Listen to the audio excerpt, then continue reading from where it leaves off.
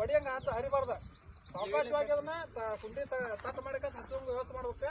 ಆಮೇಲೆ ಚಂದ ಕೈಲಿ ಮಣ್ಣು ಹಾಕ ಸರಿಸಿ ಹತ್ಕೊಂಡ ವ್ಯವಸ್ಥೆ ಆಗ್ಬೇಕು. ಇಷ್ಟು ಕೆಲಸ ಇರ್ತದೆ ನೋಡಿ. ದಾರಗಳಿದಾವೆ. ಸೊ ನಾವು ಒಂದೊಂದು ಗಿಡಕ್ಕೆ ದಾರಗಳು ಹಾಕಿದೀವಿ. ಒಂದೊಂದು ದಾರ ಕೋಲಿಗೆ ಗಟ್ಟಿಯಾಗಿ ಕಟ್ಟಿ ಗಿಡಕ್ಕೆ ಸ್ವಲ್ಪ ಲೂಸ್ ಆಗಿ ಕಟ್ಟಿ, ಯಾಕಂದ್ರೆ ಗಿಡ ಇದಾಗುತ್ತೆ, ಅಗ್ಲ ಆಗುತ್ತೆ. ಕತ್ತಿ ಹಿಂಗ್ ಕಟ್ಟಂಗ್ ಕಟ್ಬೇಡಿ ಗಿಡಕ್ಕೆ ಆಯ್ತಾ.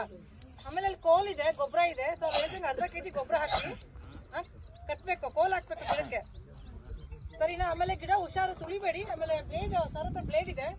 ಕವರ್ ಒಬ್ಬೊಬ್ರು ಕವರ್ ಸಮೇತ ಗುಂಡಿಗೆ ಇಡ್ತಾರೆ. ಏನಾಗುತ್ತೆ? ಆಗಲ್ಲ.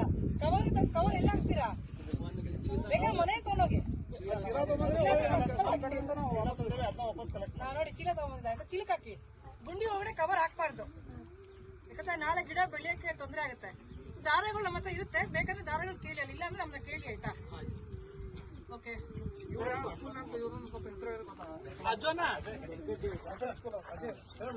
ಚೆನ್ನಾಗಿ ಒತ್ತಬೇಕು, ಇಲ್ಲಾಂದ್ರೆ ಗಿಡ ಬೆಳೆಯಲ್ಲಪ್ಪ. ನಮ್ಮ ಅಜಯ್ ಅವರು ಶಾಲಾ ಮಕ್ಕಳು ಕರ್ಕೊಂಡ್ಬಂದಾರ, ಅವ್ರಿಗೂ ಕೂಡ ಸ್ವಾಗತ. ಅವರು ಸಣ್ಣ ಮಕ್ಕಳವರ ಗೊಬ್ಬರ ಕೊಡಕ್ಕೆ